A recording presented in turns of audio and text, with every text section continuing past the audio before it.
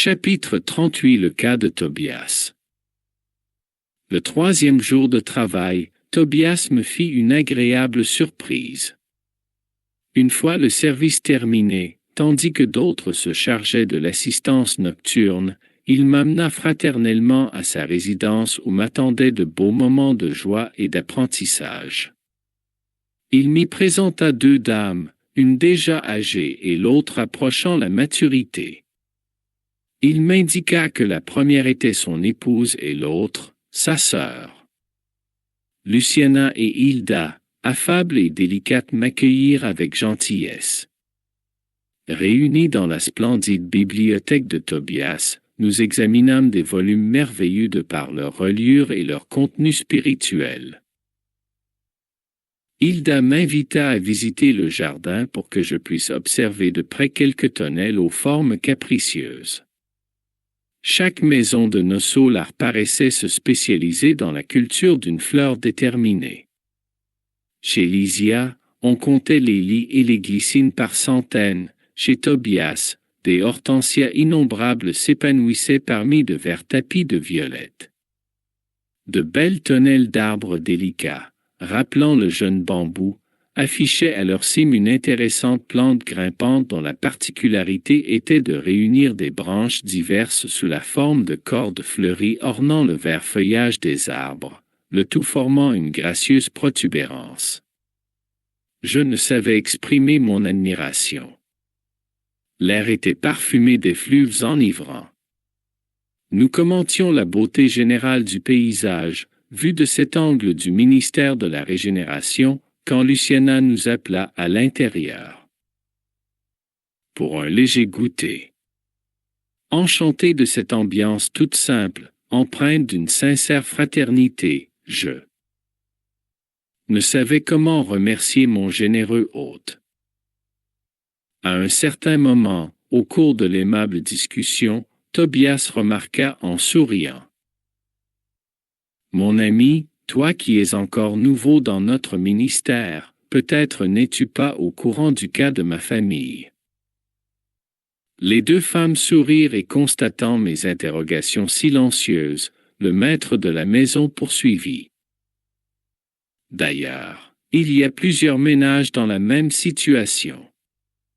Figure-toi que j'ai été marié 2 fois. » Puis, désignant les 2 femmes qui partageaient notre table, il continua avec humour. « Je crois qu'il est inutile de préciser qui étaient mes épouses. »« Oh ! Je vois, murmurai-je extrêmement confus. Tu veux dire que Hilda et Luciana ont toutes 2 partagé ta vie au cours de tes expériences terrestres. » Exactement. C'est alors que Hilda prit la parole en s'adressant à moi. « Excuse notre Tobias, André, mon ami. Il est toujours disposé à parler du passé quand nous recevons la visite d'une personne récemment arrivée de la Terre. » « Et alors ?» intervint Tobias de bonne humeur. « N'est-ce pas là une raison de se réjouir que d'avoir vaincu le monstre de la ville jalousie et d'avoir conquis à tout le moins une quelconque forme de vraie fraternité? En fait, dis-je, c'est un sujet qui nous concerne tous. Il y a des millions de personnes sur la planète qui sont en secondes noces. Comment aborder une situation affective si importante compte tenu de la spiritualité éternelle? Nous savons que la mort du corps ne fait que transformer, sans les détruire, les liens qu'a tissés l'âme, lesquels perdurent à travers l'infini. Comment procéder? Doit-on condamner l'homme ou la femme qui se marie plus d'une fois? En ce cas, on trouverait des millions de créatures dans cette situation. Je me suis souvent rappelé le passage de l'Évangile où le Maître nous promet la vie des anges en faisant référence au mariage dans l'éternité. Malgré toute la vénération que nous portons au Maître, répliqua mon hôte, il faut reconnaître que nous nous trouvons bien plus près de la sphère des humains désincarnés que de celle des anges. Mais comment résoudre ici ce problème? demandai-je. Très simplement, poursuivit Tobias. Nous savons qu'entre l'être non pensant et l'être humain, il existe toute une gradation évolutive. De même, de notre situation à celle des anges, il reste un immense chemin à parcourir. Ceci dit, comment aspirer à la compagnie des êtres angéliques si nous ne sommes même pas encore capables de fraternité les uns envers les autres? Il est clair qu'il existe des voyageurs à l'âme forte qui surmontent tous les obstacles rencontrés sur leur chemin par un suprême effort de volonté, mais la majorité ne peut se passer de ponts ou de l'aide de gardiens charitables. Compte tenu de cette vérité, les cas de cette nature sont résolus sur la base d'une fraternité légitime, en reconnaissant que le véritable mariage est celui des âmes, et cette union, personne ne pourra l'ébranler. À cet instant, Luciana, qui était demeurée silencieuse, ajouta.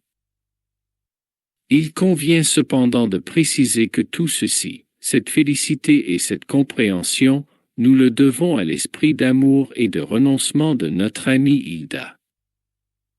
Faisant preuve d'une digne humilité, cette dernière objecta alors. Tais-toi. Ne parle pas de qualités que je ne possède pas. Je vais plutôt tenter de résumer notre histoire afin que notre invité soit au fait de mon douloureux apprentissage. Quand Tobias et moi nous sommes mariés sur la terre, par obéissance à des affinités spirituelles sacrées, nous étions encore très jeunes. Je crois qu'il n'est pas nécessaire de décrire la félicité de deux âmes qui s'unissent et s'aiment véritablement dans le cadre du mariage. Cependant, la mort, qui semblait jalouse de notre bonheur, m'a retiré du monde lors de la naissance de notre deuxième enfant. Notre tourment, à cette époque, fut indescriptible. Tobias pleurait sans cesse, tandis que je me retrouvais sans force pour étouffer ma propre angoisse. Je vécus de sombres jours dans le seuil. Je ne voyais aucune solution sinon de continuer à m'accrocher à mon mari et à mes enfants, sourde à tout éclaircissement que m'envoyaient par intuition les amis spirituels. Je voulais lutter, comme la poule aux côtés de ses poussins.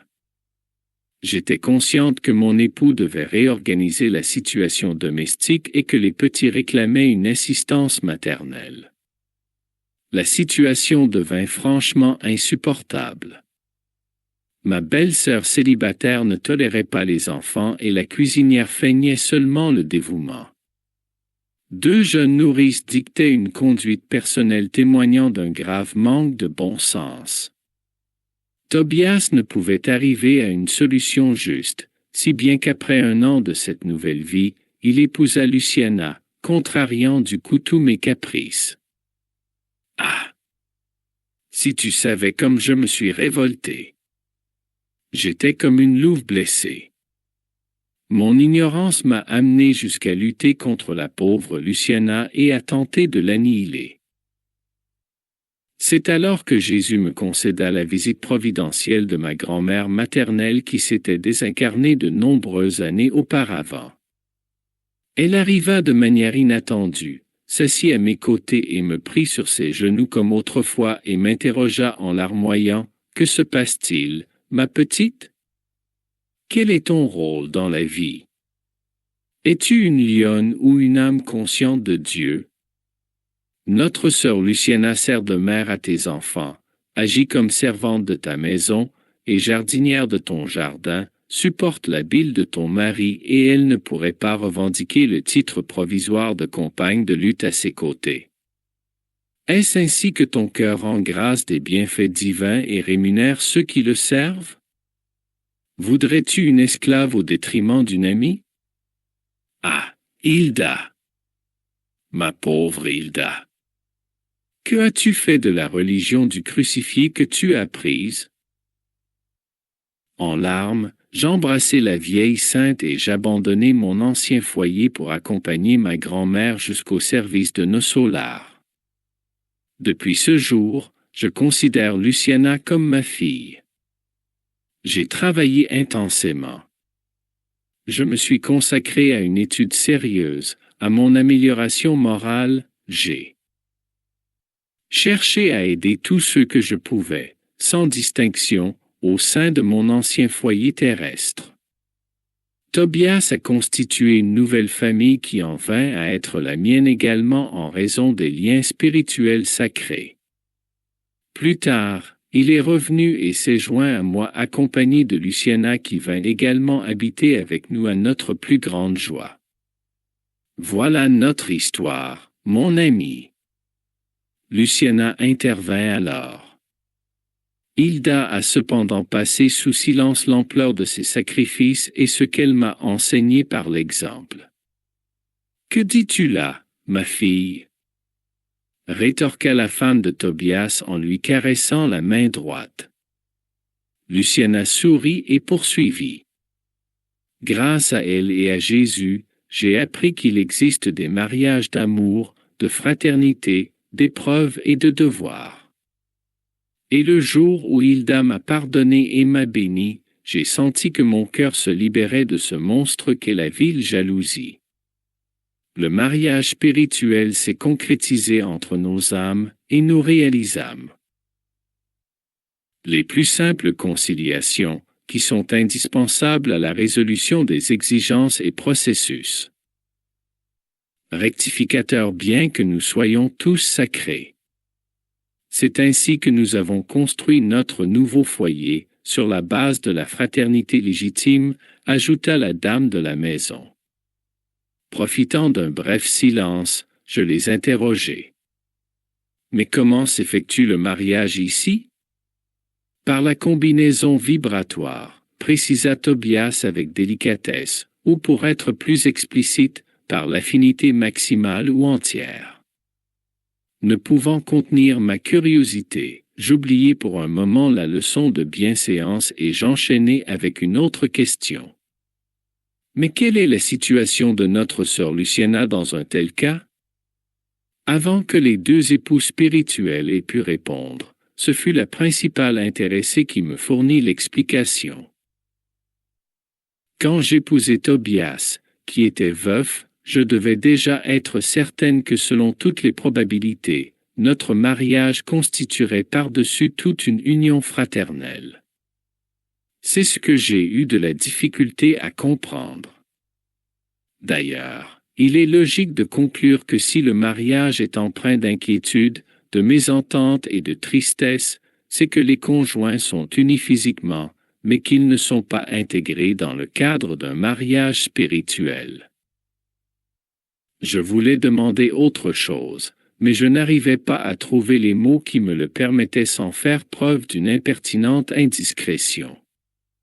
Toutefois, Hilda saisit ma pensée et m'expliqua. « Sois tranquille. Luciana est déjà mariée spirituellement. Son noble compagnon, qui l'accompagna pendant de nombreux séjours terrestres, l'Y a précédé en retournant au monde charnel il y a quelques années.